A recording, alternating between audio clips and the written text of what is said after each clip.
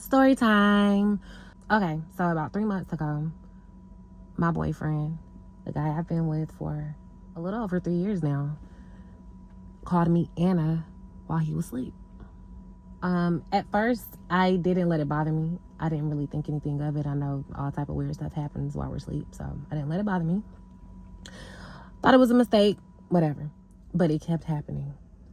It actually was happening on a weekly basis. So, of course, I bring it to his attention. When I tell y'all, he gave me the most puzzled look I've ever seen. And then he just apologized and he's like, I don't know. I don't know why I'd say that. Maybe just a bad dream. Okay, cool. Fast forward to, let's see, it's been about a month ago now. We're at one of his friends' house watching the game, and he'd been drinking, so he's off somewhere shooting the shit with other people. So I'm in the living room. I sit next to a couple of his closest friends. I mean, these are guys that he went to high school with, so he's been knowing these guys way longer than me. So I ask him, I'm like, hey, who is Anna? Y'all know anybody named Anna? These two gave me a puzzled look. They look at each other and they're like, oh shit, she knows. Like, that's the look they gave. One of the friends, he even laughs and he's like, you actually sound like her too.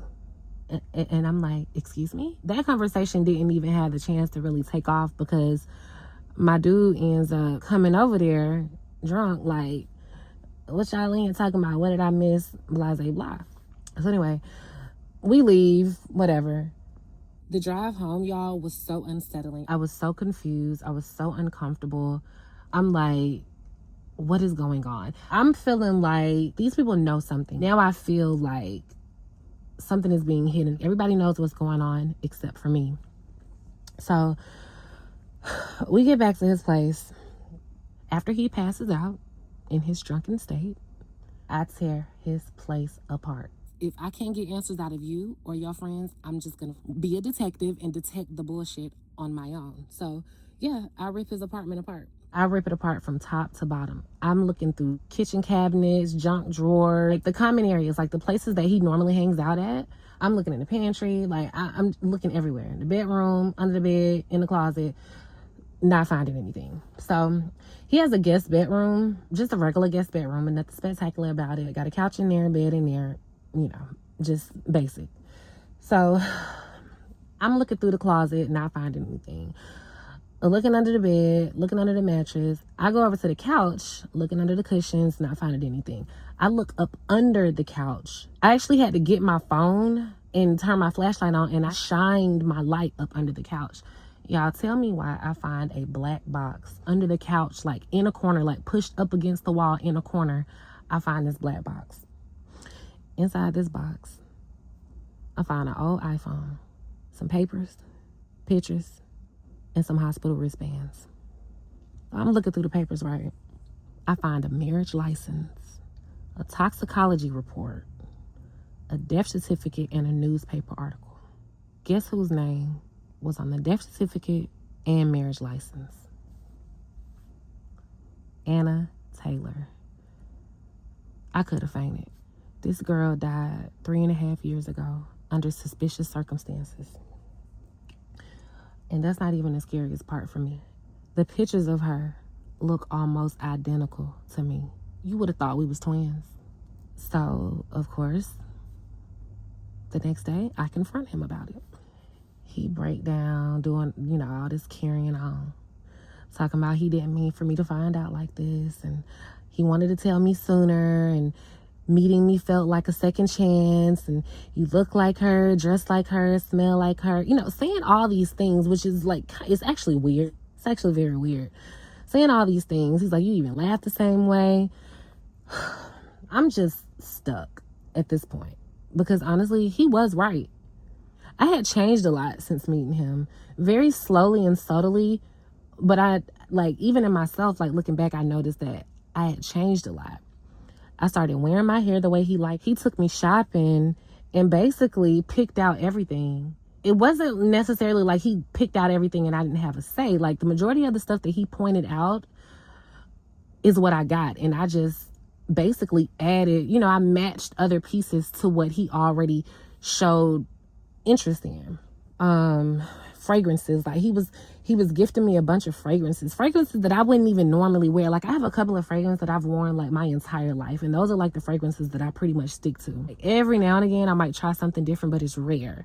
But you know, he was just getting me all these different fragrances without even me smelling them first. Like normally, like a person would ask you like, okay, what type of fragrance you like, but he would just give me fragrances randomly.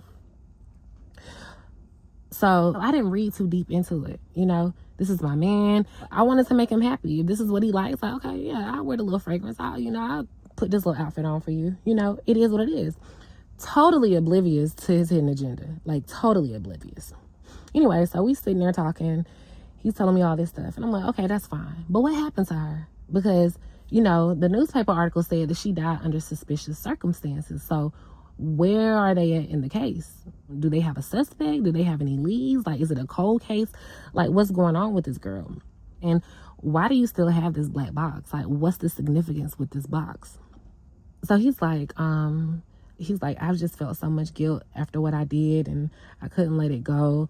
I never meant to compare y'all. I didn't do it on purpose.